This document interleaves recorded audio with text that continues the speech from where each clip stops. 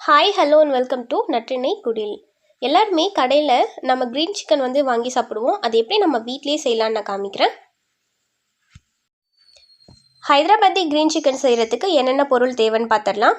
ஒரு கைப்பிடி புதினா, ஒரு கைப்பிடி கொத்தமல்லி, 3 பச்சை மிளகாய், 1 டீஸ்பூன் லெமன் ஜூஸ், அரை கப் தயிர், 1 டீஸ்பூன் இஞ்சி பூண்டு பேஸ்ட், தேவையான அளவு உப்பு.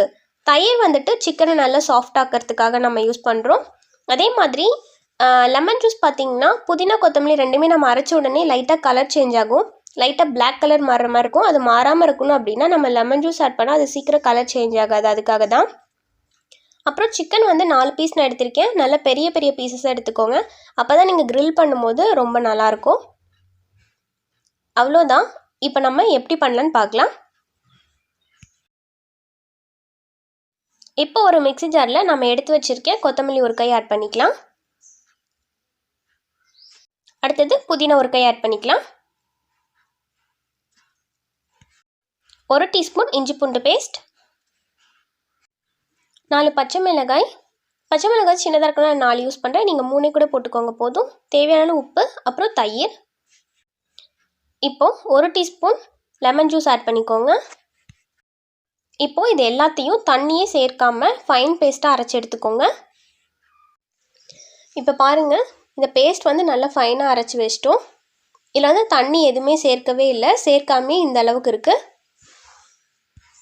இங்கே பாருங்கள், இந்த மாதிரி சிக்கன் எல்லாத்தையுமே நல்லா பெரிய பெரிய பீசஸாக கீரல் போட்டு எடுத்துக்கோங்க. அப்போ தான் வந்து மசால் வந்து உள்ளே நல்லா பெனட்ரேட் ஆகும். இப்போ நம்ம சிக்கனில் இந்த மசாலா எல்லாத்தையும் நல்லா ஊற்றிட்டு கை வச்சு பெசரிக்கோங்க. அப்போ தான் வந்துட்டு எல்லா இடத்துலையும் மசாலா ஈவனாக ஸ்ப்ரெட் ஆகும். இப்போது மசாலாலாம் சிக்கனில் ஊற்றின உடனே இந்த மாதிரி நல்லா கை வச்சு நல்லா பரட்டி விட்டுக்கோங்க. எல்லா ஸ்லிட்லேயும் வந்துட்டு மசால் போகிற மாதிரி கை வச்சு நல்லா பரட்டி விட்டுக்கோங்க. சிக்கன் வந்து 1 மணி நேரம் கண்டிப்பாக ஊற வைங்க. அப்போ தான் வந்துட்டு நல்லா டேஸ்டியாக இருக்கும். இப்போது நான் 2 பீஸ் மட்டும் ஃபர்ஸ்ட்டு பேனில் உங்களுக்கு ஃப்ரை பண்ணி காமிக்கிறேன். இதுக்கு வந்துட்டு ஒரு 4 டீஸ்பூன் எண்ணெய் நல்லா சூடாகட்டும். இப்போது எண்ணெய் நல்லா சூடாயிடுச்சு. நான் ஒவ்வொரு பீசஸாக உள்ளே ஆட் பண்ணிக்க போகிறேன்.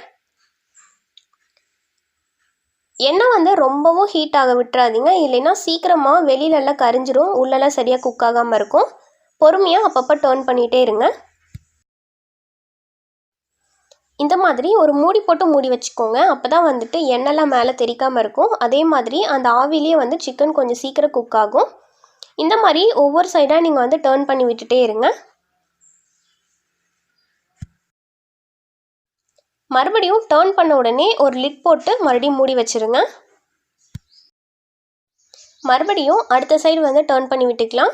நீங்கள் வந்து ஒரே சைடே நல்லா குக் ஆகட்டும், ரொம்ப நேரம் நீங்கள் டர்ன் பண்ணாமல் விட்டுட்டிங்க அப்படின்னா கலர் வந்து கம்ப்ளீட்டாக மாறி தீஞ்சு போக ஆரம்பிச்சிடும். எல்லா சைடும் நல்லா வேகிற மாதிரி எல்லா பக்கங்களையும் மெதுவாக திருப்பி விட்டுட்டே இருங்க. இப்போ பாருங்கள், சிக்கன் வந்து கம்ப்ளீட்டாக ரெடி ஆகிடுச்சு. உங்களுக்கு கலர் எல்லாமே நல்லாவும் சேஞ்ச் ஆகிடுச்சு. சிக்கனும் வந்து நல்லா குக் ஆகிடுச்சு. இப்போ இது ஒரு பிளேட்க்கு ட்ரான்ஸ்ஃபர் பண்ணி வச்சுக்கலாம். இப்போது க்ரீன் சிக்கன் வந்துட்டு எப்படி பேனில் ஃப்ரை பண்ணணுன்னு நான் காமிச்சேன். அடுத்ததாக பார்பிக்யூ ஸ்டவ்வில் எப்படி குக் பண்ணணுன்னு நான் காமிக்கிறேன். உங்களுக்கு வந்து பேனில் குக் பண்ணும்போது கண்டிப்பாக எக்ஸாக்ட் க்ரீன் கலர் கிடைக்காது. லைட்டாக வந்து ரெட் டு ப்ரௌன் தான் கிடைக்கும். நம்ம பார்பிக்யூ ஸ்டவ்வில் நல்லா க்ரீன் கலரில் கிடைக்கும். வாங்க எப்படி பண்ணலான்னு பார்க்கலாம். இப்போது பார்பிக்யூ ஸ்டவ்வில் ஃபர்ஸ்ட் வந்துட்டு நம்ம அடுப்பு கறி எல்லாத்தையும் ஃபில் பண்ணிடலாம். இப்போது அடுப்பு கறி எல்லாமே நல்லா நெருப்பு பிடிச்சி தணல் மாதிரி ஆயிடுச்சு. இந்த ஸ்டேஜில் நம்ம மேரினேட் பண்ணி வச்சுருக்க சிக்கன் வந்துட்டு மேலே வச்சுக்கலாம்.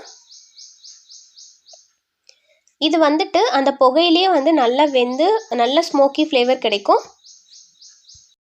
இப்போது சிக்கன் வந்துட்டு டர்ன் பண்ணும்போது நம்மக்கிட்ட எக்ஸஸாக மசாலா இருந்துச்சு அப்படின்னா நம்ம அதை வந்து ப்ரஷ் பண்ணி விட்டுக்கலாம்.